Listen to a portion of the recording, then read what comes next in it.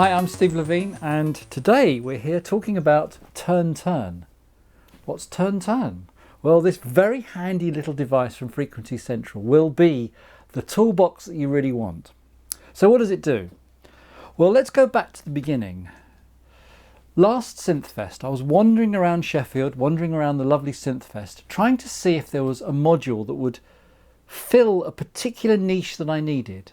I've got quite large hands, and most of the knobs and controls on all of this modular stuff are quite small, and I was finding it more and more difficult to get very subtle changes of, say for example, a filter or an LFO. It was either all or nothing, and I looked and I couldn't find anything, and someone said to me, why don't you have a conversation with Rick at Frequency Central? Now, I'd already had a couple of his fabulous modules. In fact, I'd particularly had the ADSR, which I really liked.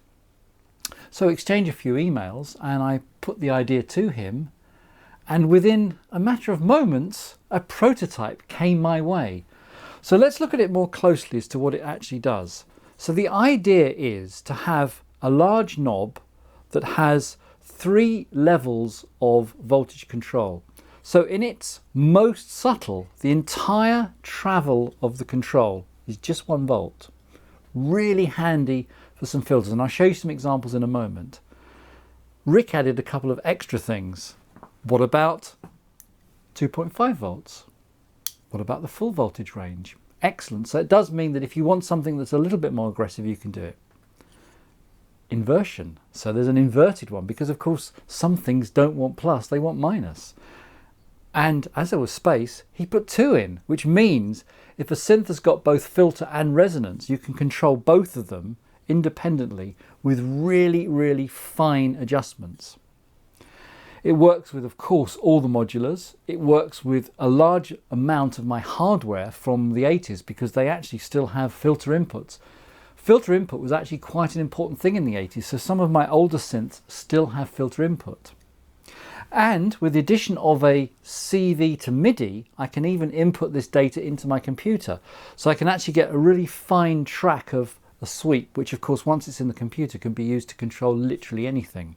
A few examples then. Let's move forward to my setup.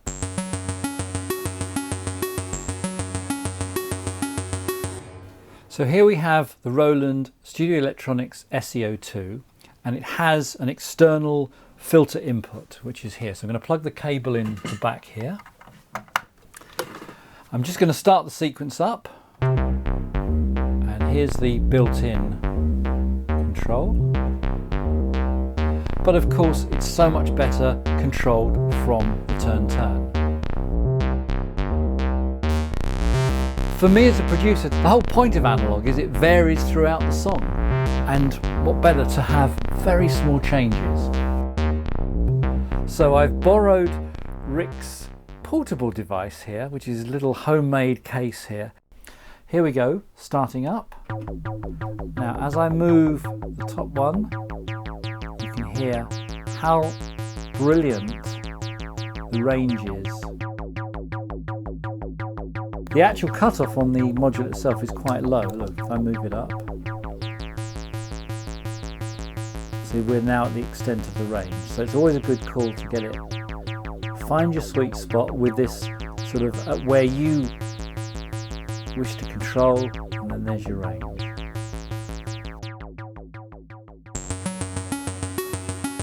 Turn. This very handy little device from Frequency Central will be the toolbox that you really want.